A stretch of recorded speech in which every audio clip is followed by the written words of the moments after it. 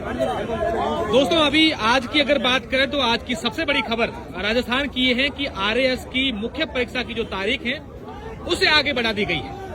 और ये आरएएस की जिन्होंने प्री परीक्षा उत्तीर्ण की थी उसके बाद इन लोगों की मांग थी कि हमारी परीक्षा आगे बढ़े। ऐसे में अलग अलग प्रकार की खबरें हम रोजाना सुनते थे। अभी मैं आपको एक ऐसे व्यक्ति से रूबरू करवा रहा हूं जो दिव्यांग है, जिन्होंने आरएएस प्री क्लियर किया है और इनकी मांग थी कि भाई परीक्षा जो है वो आगे बढ़नी चाहिए। और आज आखिरकार भजनलाल सरकार के कैबिनेट में ये फैसला लिया गया कि परीक्षा जो है वो आगे बढ़ेगी। मैं आपसे बात करना चाहूंगा, क्या नाम है आपका? मेरा नाम पटेल दूरा है, मैं जालोर का रहने वाला हूं। पटेल दूरा जी, हाँ। कहाँ से हैं पटेल जी आप? मैं जालोर से हूँ, मोई और तहसील के अंदर मोईवाड़ा गांव है। अच्छा, और से हैं। तो क्यों आप लोग चाहते थे कि परीक्षा आगे हो? इसका रीजन ये था कि 20 अक्टूबर के रिजल्ट डाल देते हैं, उसी दिन शाम को 8 बजे फरमान जारी करता है। वो फरमान ही होता है, तत्काल निर्णय लेते हैं कि भाई आपको 27 से 28 जनवरी को एग्जाम देना है। जबकि हमारी औसती आधार पे मांग पिछले 2 साल में, जब 2 साल में एक बार बढ़ती, एक बार 11 महीना, दूसरी बार 5 महीना, तो फिर इस बार कम समय था। पहला रीजन ये था, पहला दबाव ये था सरकार के ऊपर कि सरकारी कर्मचारी इलेक्शन ड्यूटी में बिजी थे। दूसरा रीजन था, जैसे मेरा फर्स्ट अटेम्प्ट है, मेरा फर्स्ट अटेम्प्ट तो मैं 3 महीने में आप तुरंत बताते हैं कि निर्णय लेना, तो मैं नहीं पढ़ नहीं पाऊंगा, सब्जेक्ट बहुत ज्यादा थे। तीसरा यह था कि जो सरकारी कर्मचारी 2 यात्रा में बिजी, अभी विकसित भारत संकल्प किया था उसमें बिजी, इलेक्शन ड्यूटी में बिजी। तो वो तीसरा रीजन ये था कि हर बार आप 5 से 6 महीने दे रहे हैं, उनको इतना टॉपर बनने में समय दिया। तो यहाँ पे जो 3 महीने में जो मेहनत कर रहा है वो टॉपर कैसे बन पाएगा? फर्स्ट अटेम्प्ट वाला फिर कैसे फाइट कर पाएगा?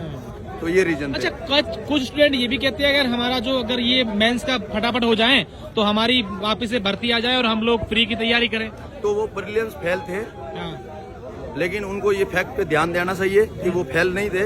लेकिन आपको ये भी पता होना चाहिए 2 साल तक आप एक भर्ती पे वेट नहीं कर सकते। अच्छा, मैं आपकी ये बात हालांकि मुझे नहीं पूछनी चाहिए, ऐसी स्थिति में 9 दिन तक आप भूखे रहे, अनशन रहे और साथियों का साथ दिया, इससे दूसरे साथियों को प्रेरणा मिलती थी कि भाई देखिए ये करे तो हम क्यों ना करें? नहीं, मैं किसी के सहानुभूति पे नहीं जीता हूँ, मैं अपनी समाज प्रेरणा के लिए। हाँ, प्रेरणा मेरी ये है कि जितने भी गांधी है, सरदार पटेल है, जितने भी साधु संत है, स्वामी विवेकानंद है, इन लोगों ने जीत किस आधार पे जीती वो मैं पढ़ता हूँ लंबे टाइम से, तो मेरा मोटिवेशन होता है। लेकिन जब मैं पहले घटना ये जिक्र कर रहा हूँ कि मैं 9 तारीख को जब आए थे तो कोई मनसा नहीं थी वो हंगर स्ट्राइक करेगा, लेकिन डेलीगेशन के रूप में हम गए थे। दिया कुमारी उप मुख्यमंत्री से मिलने गए थे, तो हमें पूरा विश्वास था अगले दिन नोटिफिकेशन निकल जाएगा यहाँ।